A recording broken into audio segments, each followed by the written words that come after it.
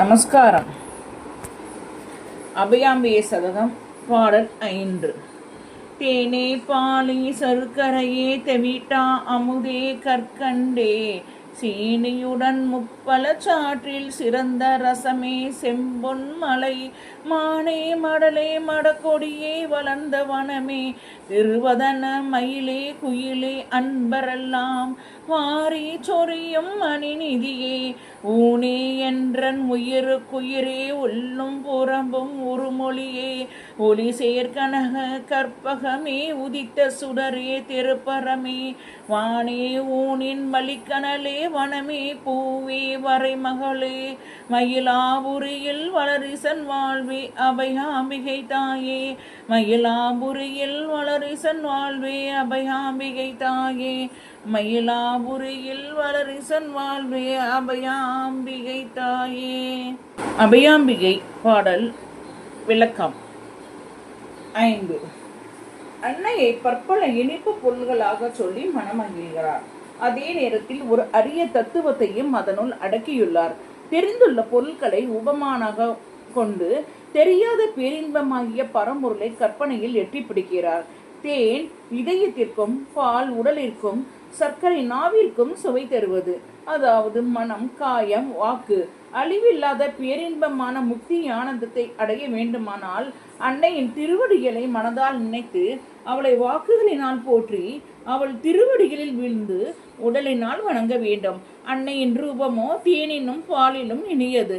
மகை ஐவா ஏக தேவதாயே ரூபம் என்மது என்று மிக அழகாக சொல்கிறது ஸ்ருதி. அதாவது அன்னை தேன் போன்ற வடிவமானவள்.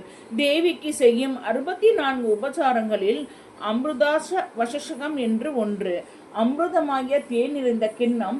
ஸ்ரீ லலிதா சஹஸ்ரநாமம் 510. மதுப்ரிதா தேனில் பிரியம் உள்ளவள்.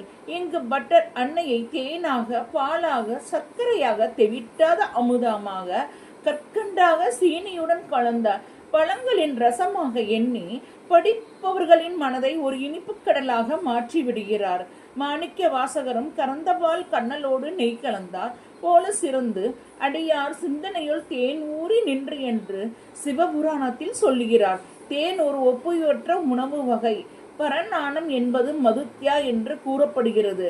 அடுத்து அன்னை இமயமலை அரசனுக்கு மகளாய் தோன்றியதை எண்ணி பார்க்கிறார் பட்டர்.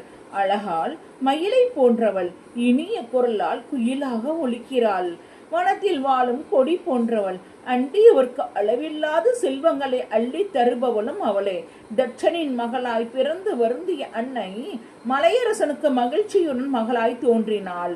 ஒளியை பரவும் பொன்மயமான கற்பகம் அவளே. அறியாமை என்னும் அக இருளை போக்குபவளும் அவளே. புற இருளை போக்கி சூரியனாகவும் சந்திரனாகவும் உலகிற்கு பகலிலும் இரவிலும் ஒளி கொடுப்பவளும் அவளே. அபிராமந்தாதி 47.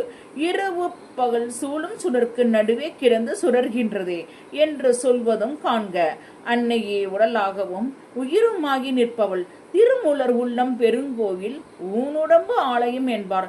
அவள் பரகாச வெளியிலும் திகழ்பவள். பஞ்சபூதங்களான ஆகாயம் காற்று நெருப்பு நீர் நிலம் என்பது அவளே. ஸ்ரீ லலிதா சஹஸ்ரநாமம் 949.